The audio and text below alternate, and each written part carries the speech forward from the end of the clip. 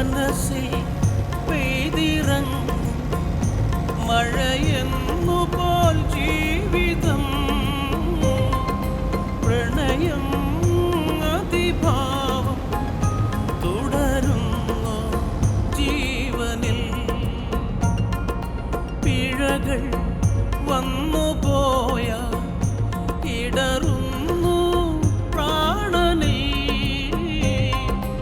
ഇഴകൾ വേർപെടാതെ തുടരേണം ജീവിതം ഹൃദയങ്ങൾ ഒന്നു ചേർന്ന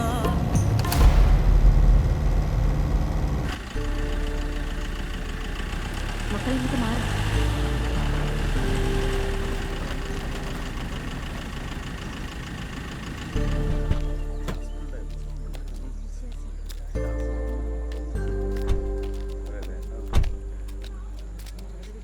എനിക്കൊന്ന് കുമ്പസാരിക്കണം. ഇപ്പൊ വരാം. ഇവളെന്തിനാ എന്ത് വന്ന് ഈ കുമ്പസാരിക്കാൻ പോകുന്നത്? ഇതിന് മാത്രം എന്ത് പാവാ ഇവള് ചെയ്യുന്നത്?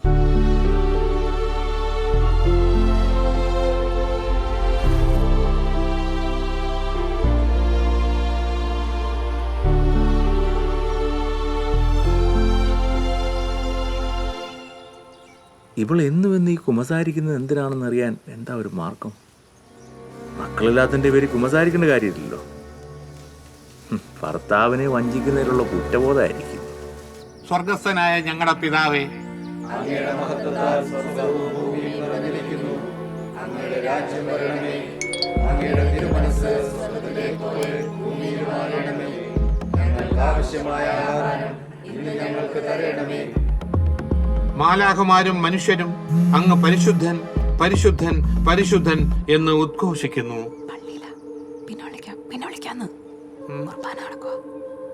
ആമേൻ. നമുക്ക് പ്രാർത്ഥിക്കാം. സമാധാനം നമ്മോടുകൂടെ.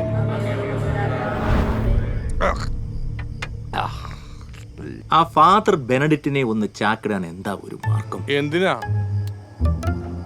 അവിടെ കുമ്പസാര രഹസ്യം ഒന്നറിയാൻ. അച്ഛൻ രഹസ്യമായിട്ട് രണ്ടെണ്ണം വീഴുന്ന ആളാണ്. ആ വഴിക്കൊന്ന് ചിന്തിച്ചാലോ? എന്തിന്? അത് ക്ലാരയോട് നേരിട്ട് ചോദിച്ചാ പോരെ? പോരാ, തെളിവ് സഹിതമുള്ള എനിക്ക് പൊക്കണം. അതിനുവേണ്ടിയാണ് ഞാൻ വെയിറ്റ് ചെയ്യുന്നത്. തനിക്ക് മറ്റൊരു കാര്യം കേൾക്കണം. ചുരുക്കി പറയണം. ഞങ്ങളുടെ കല്യാണം കഴിഞ്ഞിട്ട് വർഷം 10 കഴിഞ്ഞു. മക്കളില്ലാത്ത ഞങ്ങൾ ഒരു കുട്ടിയെ ദത്തെടുക്കണമെന്ന് ആദ്യം സജസ്റ്റ് ചെയ്തത് അവളാണ്. എന്റെ ഭാര്യ ക്ലാര. മക്കളില്ലാത്തതിന്റെ വിഷമം എപ്പോഴും ആണുങ്ങളൊക്കെ കൂടുതൽ പെണ്ണുങ്ങൾക്കാ. നമ്മൾ ആണുങ്ങൾക്ക് മനസ്സിന്റെ വിഷമം മാറ്റാൻ എത്രയോ വഴികളുണ്ട്. ഈ മദ്യപാനം വരെ അതിന്റെ ഭാഗം. ഏകാന്തത മാറ്റാൻ ഒരു കുഞ്ഞിനെ ദത്തെടുക്കണമെന്ന് ക്ലാര പറഞ്ഞതിൽ ഞാനൊരു തെറ്റും കാണുന്നില്ല. ആ നല്ല മനസ്സിന് നന്ദി പറയല്ലേ വേണ്ടത്? എങ്കിലേ ആ നല്ല മനസ്സിന്റെ ഉടമ എന്റെ ഭാര്യ ഇപ്പം പറയുന്നു കുഞ്ഞിനെ ദത്തെടുക്കണ്ടെന്ന്. ഇതിൽ നിന്ന് നമ്മൾ എന്താ മനസ്സിലാക്കേണ്ടത്? എന്താണ് അവരുടെ ഉദ്ദേശം? ദുരുദ്ദേശം തന്നെ. എന്ത് ദുരുദ്ദേശം? എനിക്ക് പറയാനുള്ളത് താൻ ശ്രദ്ധിച്ച് കേൾക്കണം. ഏനാന്ന് വെച്ചാ പറ. തന്റെ കുഴപ്പം കണ്ടാണല്ലോ മക്കളുണ്ടാത്തത്. അതല്ലേ സത്യം? അതെ. കുഞ്ഞുങ്ങളുണ്ടാവും ഉറപ്പുള്ളതുകൊണ്ടാണ് ക്ലാര ദത്തെടുക്കൽ നിന്നും പിന്മാറിയത്. പക്ഷെ അവളുടെ ഭർത്താവായി എനിക്ക് കുട്ടികൾ ഉണ്ടാകത്തില്ലെന്നാണ് ഡോക്ടർ പറഞ്ഞത്. അക്കാര്യം അവക്കും അറിയാം. എടോ മണ്ട ശിരോമണി, തന്റെ ഭാര്യക്ക് ഗർഭമുണ്ടാവാൻ താൻ തന്നെ വേണമെന്ന് ആര് പറഞ്ഞോ? കോൺസെപ്റ്റ് ബോൾട്ടേ.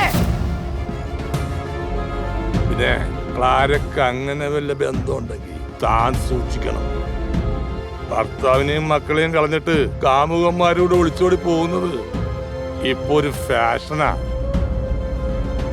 എടോ മണ്ട ശിരോമണി, തന്റെ ഭാര്യക്ക് ഗർഭമുണ്ടാവാൻ താൻ തന്നെ വേണമെന്ന് ആര് പറഞ്ഞോ? വേറെ ചില സ്ത്രീകളുണ്ട് കാമുകന്മാർക്ക് വേണ്ടി സ്വന്തം ഭർത്താവിനെ കൊല്ലാൻ പോലും മടിക്കാത്തവർ.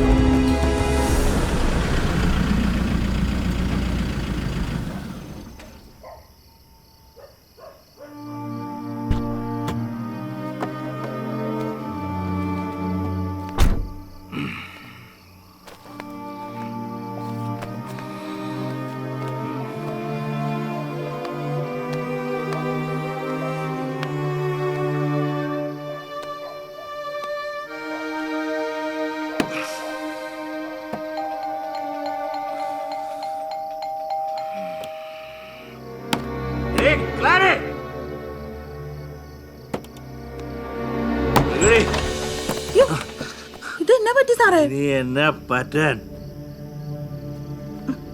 ഡേയ്, നീ ഒന്ന് നിന്നേ.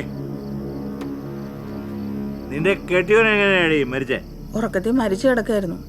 അറ്റാക്ക് ആയിരുന്നു സാറേ. അറ്റാക്ക് ആയിരുന്നു ആര് പറഞ്ഞു? നിന്റെ ഭർത്താവിനെ അറ്റാക്കായിരുന്നു നീ പറയണോ?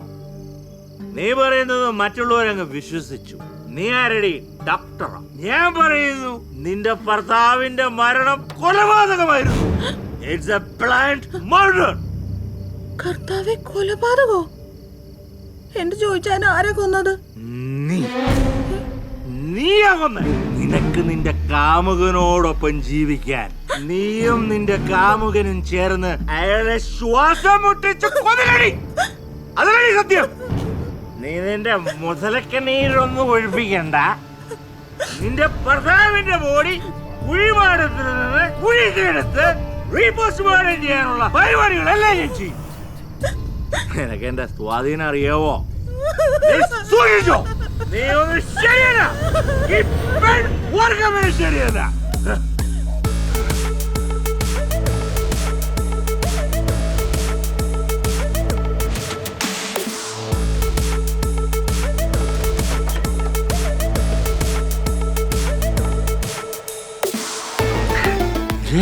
സണ്ണി ലിയോൺ പേര് മാറിപ്പോയോ?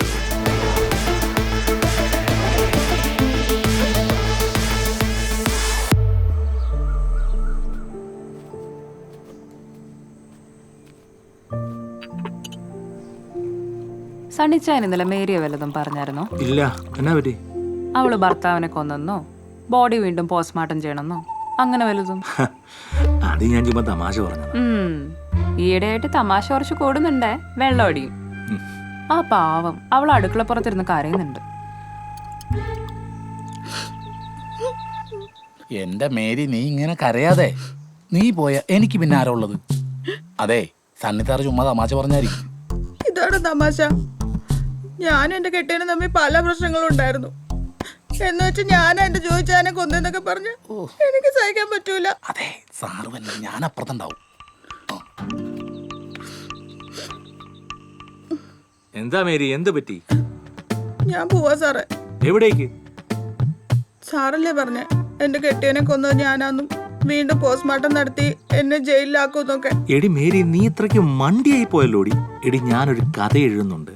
അത് ഞാൻ സിനിമയാക്കാൻ പോവുകയാണ്. അതിലെ ഒരു സീൻ ഞാൻ നിന്നോട് ചുമ്മാ ഒന്ന് പറഞ്ഞു നോക്കിയതാ. ഇത് വർക്കാവോന്നറിയാൻ. നീ ശരിക്കും പേടിച്ചു പോയോ? പേടിച്ചോന്നോ? ഞാൻ ഇന്നലെ രാത്രി തന്നെ ഇവിടുന്ന് ഓടിപ്പോണോന്ന് വിചാരിച്ചതാ. നടന്നോന്ന് നീ ആരോടും പറയണ്ട കേട്ടോ. പിന്നെ ഒരു സന്തോഷ വാർത്തയുണ്ട്. നിന്റെ ശമ്പളം ഞാൻ 1000 രൂപ കൂട്ടിയിരിക്കും. ശരിക്കും? അതേടി. പിന്നെ സാറേ, എനിക്കൊരാഗ്രഹമുണ്ട്. എന്നാടി? സാറ് സിനിമ പിടിക്കാൻ പോവാന്ന് പറഞ്ഞല്ലോ, എന്നെ കൂടെ അഭിനയിപ്പിക്കോ?